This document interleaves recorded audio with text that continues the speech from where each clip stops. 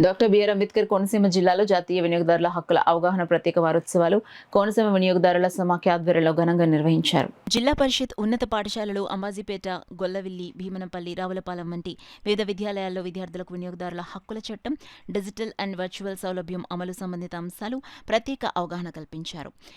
విద్యార్థులకు వినియోగదారుల హక్కులపై వ్యాసరచన, డిబేట్ వంటి పరీక్షలు నిర్వహించి విజేతలకు బహుమతులు, ప్రశంసా పత్రాలు అందజేశారు.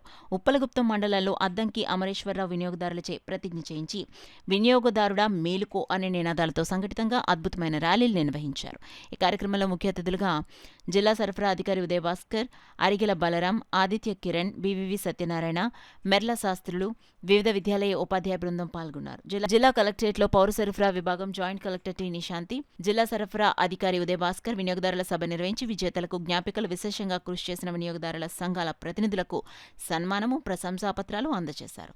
తూనికలు, కొలతలు, వివిధ విభాగాల ఉత్పత్తులు, స్టాల్స్ అందరిని ఆకట్టుకున్నాయి.